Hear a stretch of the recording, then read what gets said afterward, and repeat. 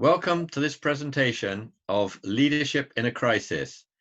In this time of really unexpected and unknown challenges in the future, I just wanted to share some experiences I've had in the past in both my military and business life in how leaders should and can respond in a crisis.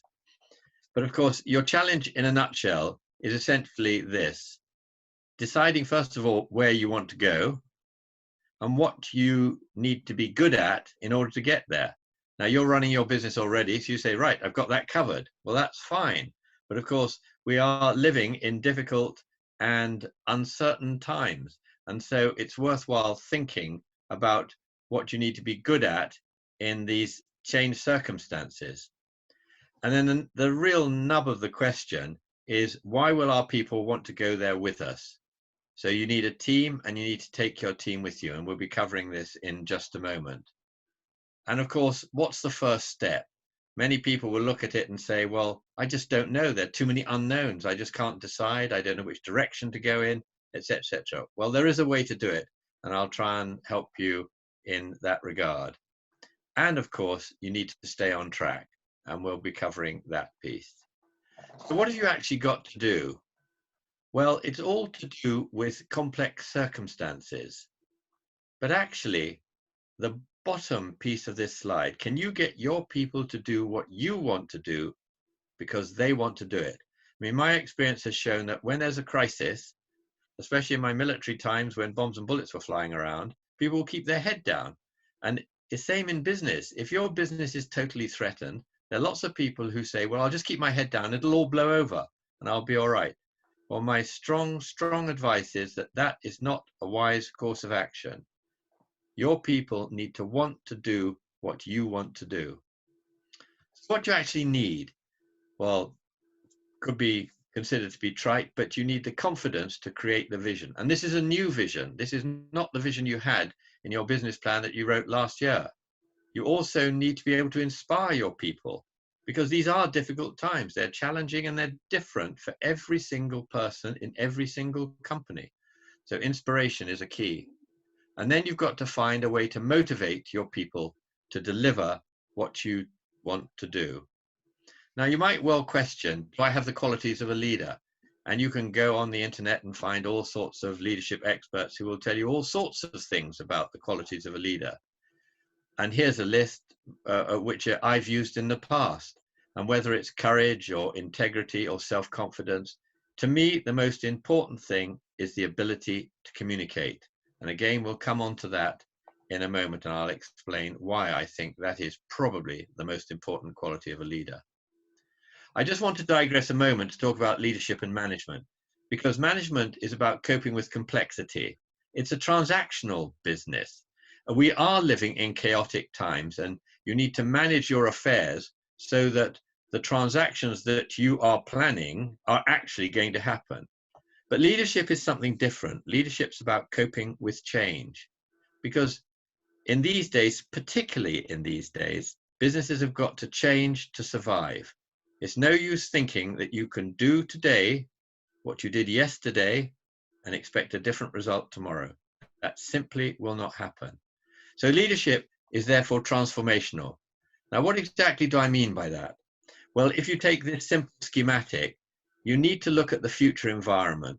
There are lots of things you don't know, but there are certainly lots of things you do know. You know your marketplace, and you can use your experience to make sensible predictions about the future marketplace. And so you set a vision.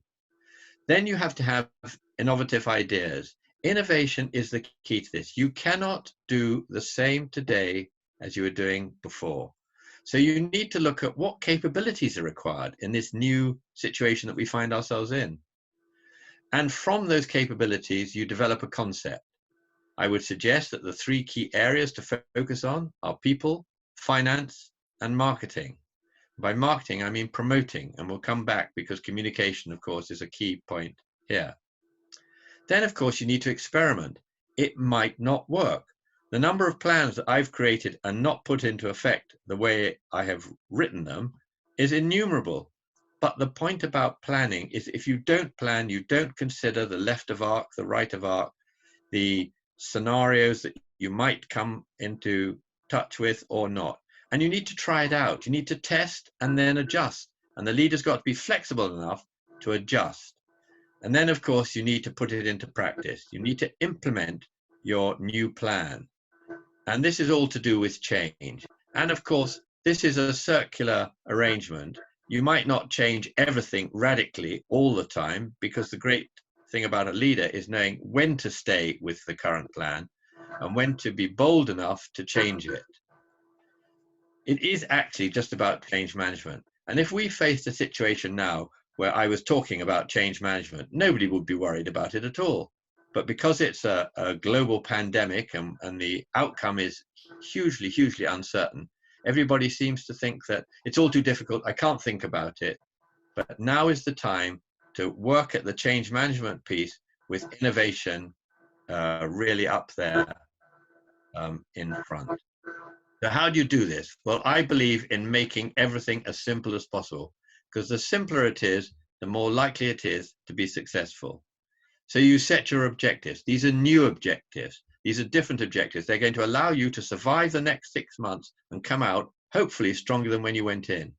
You need to make a plan for how to achieve them and write that plan down. If it doesn't exist on paper, in my book, it doesn't exist. And then your team needs to accomplish those objectives. Do you need to add to it? Do you need to subtract from it? Now's the time to make some very difficult decisions, because people are the key to success. Money, quite often people worry over much about, but it is definitely people that will lead you to success. And there must be a motivating working environment. Everybody's got to be part of the team, going towards the same goal in the same direction. And of course, your job is to lead that team, inspire them through the innovative thinking that you've come up with, so that every member gives their best. So what are the golden rules? Well, I have 8 really. You need to have the right people in the right jobs. And it might be that those people who were in jobs previously are not the right people to have in those particular jobs now. And that is a huge, huge issue in trying to get the right people in the right jobs. You do need to make sure that everybody counts, and you do this by being approachable and listening to what your staff have to offer. Never in any of my previous leadership roles have I thought that I know all the answers.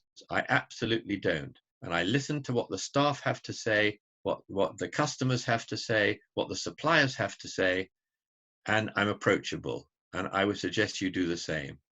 And then as a leader, you have to decide where real value can be added.